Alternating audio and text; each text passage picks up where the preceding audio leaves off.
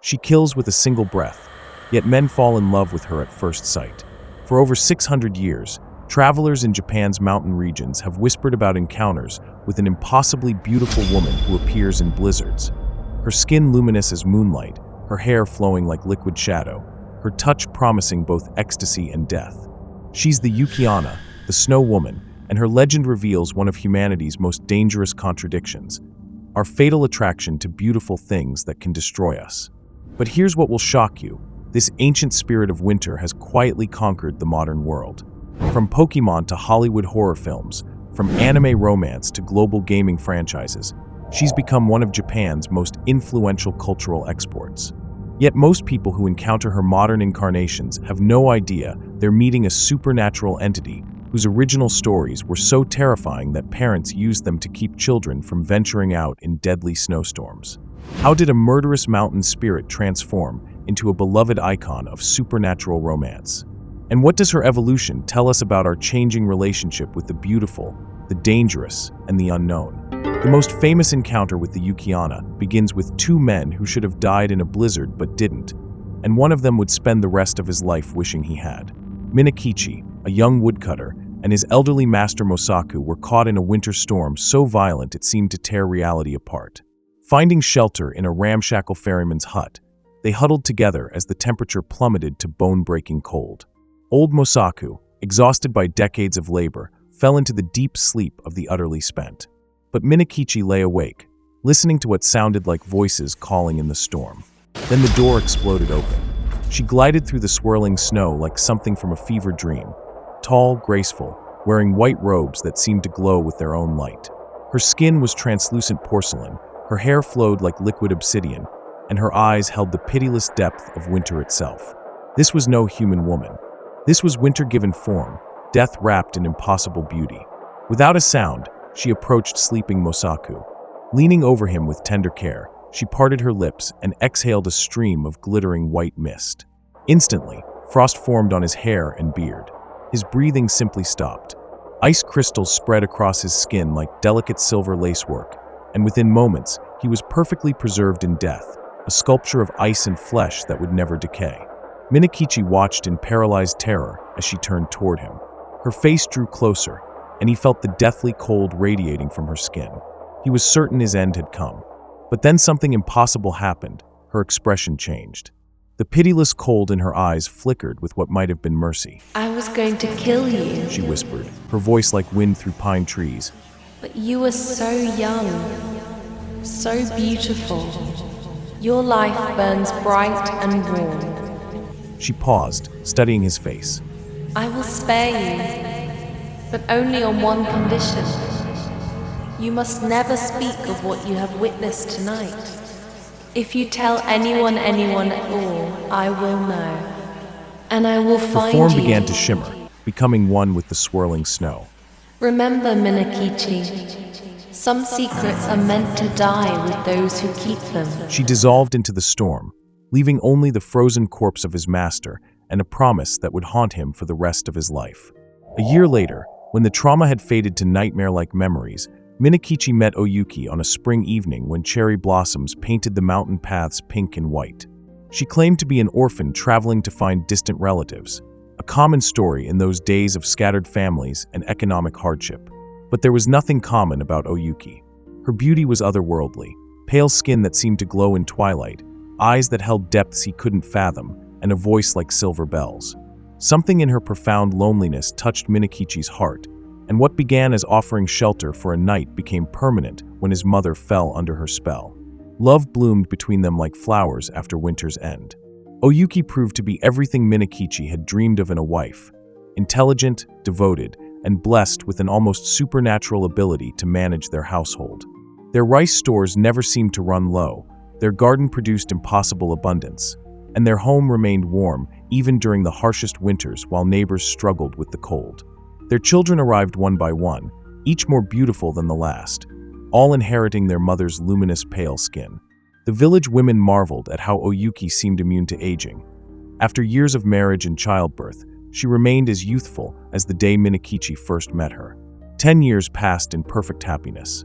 Minakichi's terror of that night in the hut faded to something that felt more like a nightmare than memory. His life was complete: loving wife, healthy children, respected position in the community. He had everything he'd ever wanted. But secrets, like ice, have a way of surfacing when you least expect them. It was winter again, the season that always brought back unwelcome memories. The children were asleep, the house was peaceful, and Oyuki sat by lamplight mending clothes, her needle moving with graceful precision. The warm glow highlighted her alabaster skin and the elegant line of her neck. Watching her in that serene moment, Minakichi was struck by a memory so vivid it stole his breath. The play of light and shadow on her features, the ethereal quality of her beauty, the way she seemed almost translucent. Suddenly, he was back in that freezing hut.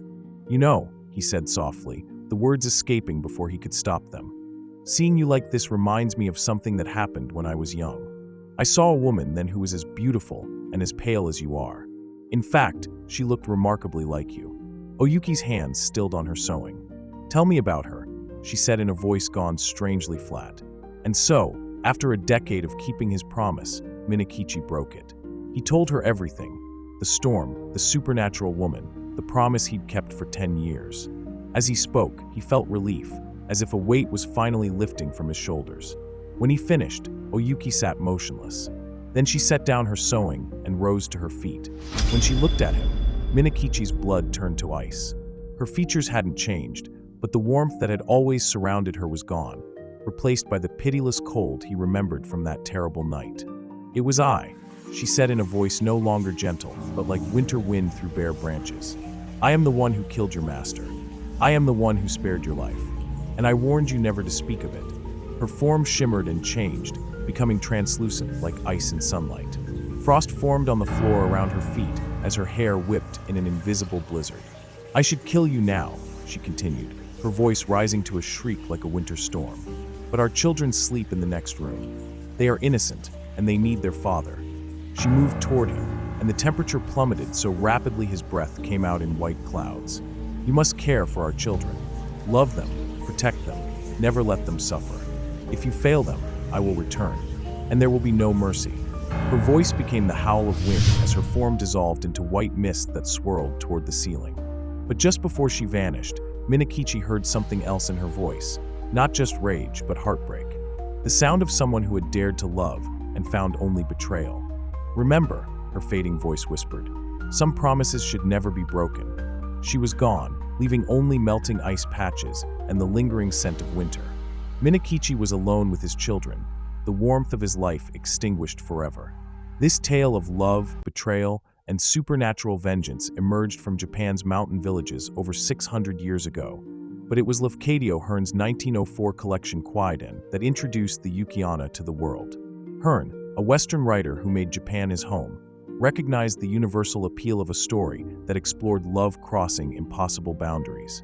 The legend's true power lies in its countless regional variations. In northern Japan's harsh winters, she's portrayed as pure predator, a supernatural hunter whose stories kept children safely indoors during dangerous storms. But in milder regions, her character becomes complex, even sympathetic. Some versions cast her as a celestial princess who descended from the moon and became trapped on Earth by her love for mortal beauty.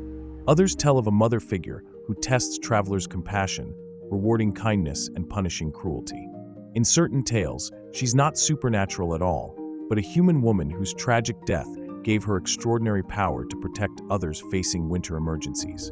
The 1965 film Quaiden by Masaki Kobayashi transformed her into cinematic art, establishing visual tropes that endure today.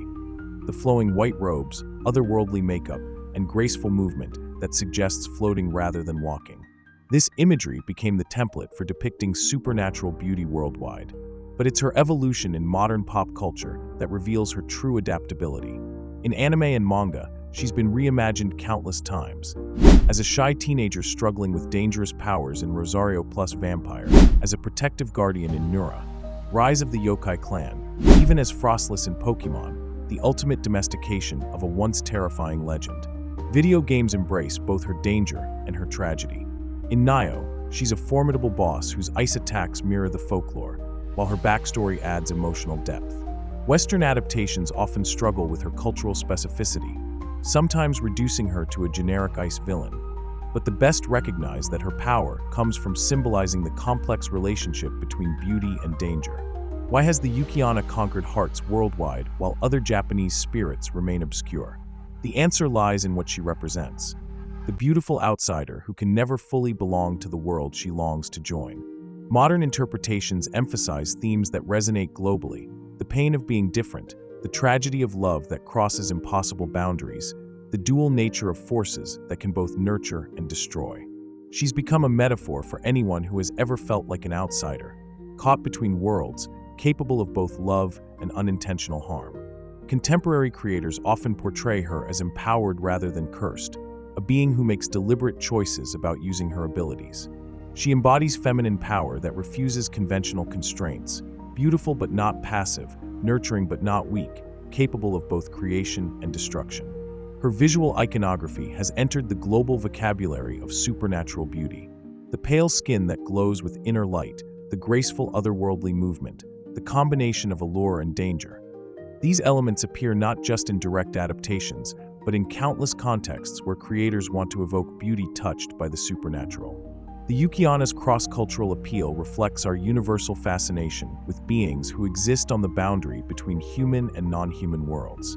In our increasingly urbanized age, disconnected from natural forces, she reminds us of wild powers beyond technological control.